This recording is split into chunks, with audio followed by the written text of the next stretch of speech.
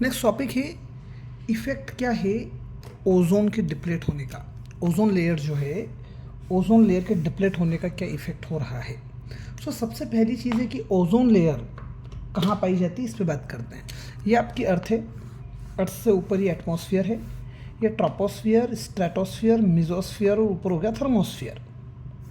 Troposphere में अगर ground level पे ओजोन पाई जा रही है, ओजोन मतलब O3 गैस, अगर ये ट्रोपोस्फियर में ग्राउंड में पाई जा रही है ग्राउंड लेवल पे, तो ये पॉइजनियस है।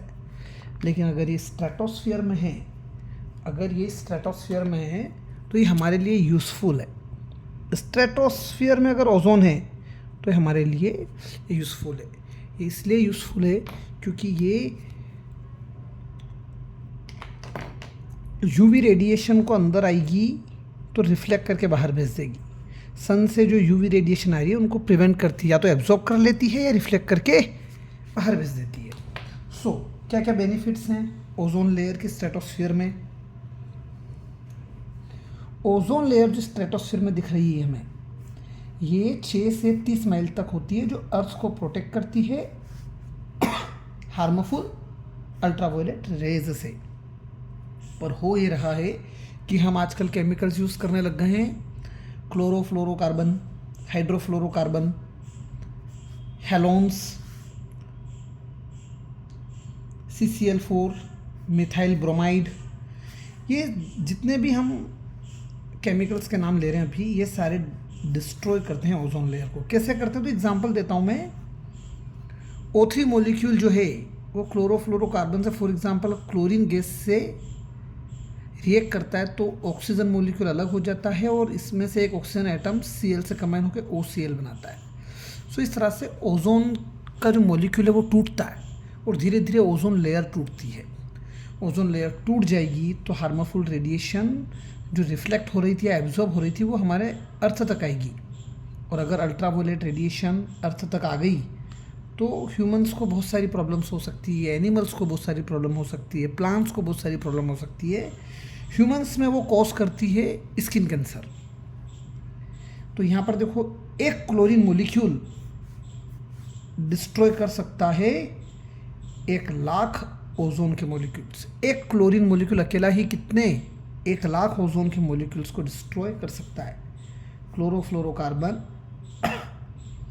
हम घर पे जो स्प्रे यूज़ करते हैं, रेफ्रिजरेटर में जो गैस यूज़ होती है, AC में जो गैस यूज़ होती है, वहाँ से क्लोरोफ्लोरोकार्बन रिलीज होता है।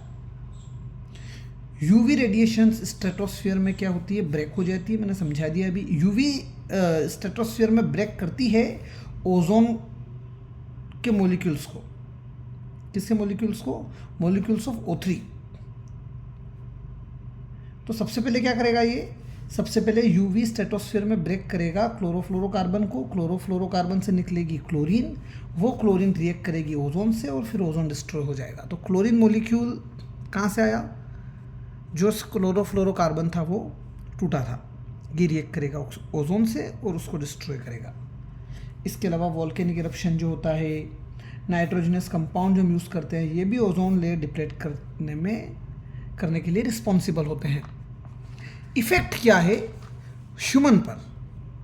ह्यूमंस पर ओजोन के डिप्लेट होने का क्या इफेक्ट है? ओजोन लेयर डिप्लेट होगी तो अल्ट्रावायलेट रेडिएशन अर्थ पर आएगा, स्किन कैंसर कॉज करेगा, कैटरेक्ट आंखों की बीमारी होती है, मोतियाबिंद, इम्यून सिस्टम को इम्पेयर करेगा। तो क्या क्या लिख सकते हैं ह्यूमंस के लिए? स्किन कैंसर,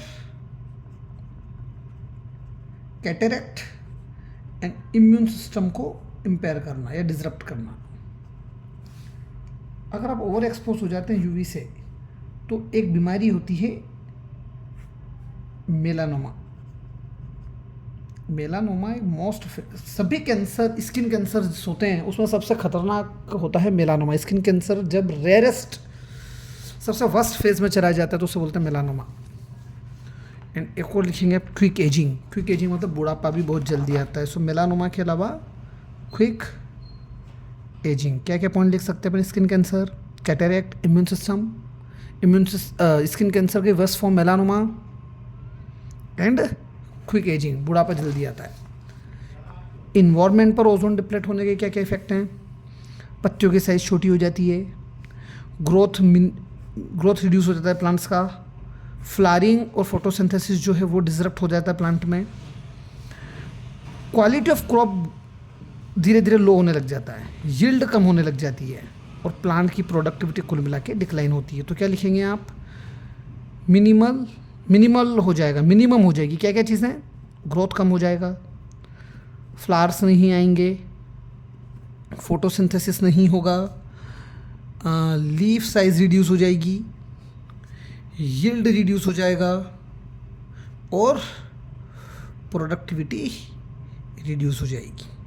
मराइन लाइफ पर क्या इफ़ेक्ट होंगे, तो प्लैंक्टन्स, दो तरह के प्लैंक्टन्स होते हैं समुद्र में, एक तो फाइटो प्लैंक्टन्स मतलब प्लांट्स और एक होता है जू प्लैंक्टन्स मतलब ऑर्गेनिजम्स, एनिमल्स। इन पे भी यूवी रेडिएशन का इफेक्ट होता है, तो फूड चेन जो है वहाँ की मराइन रीजन या सी रीजन में जो फूड चेन है वो डिसरप्ट हो जाता है। So this are the points that we can right.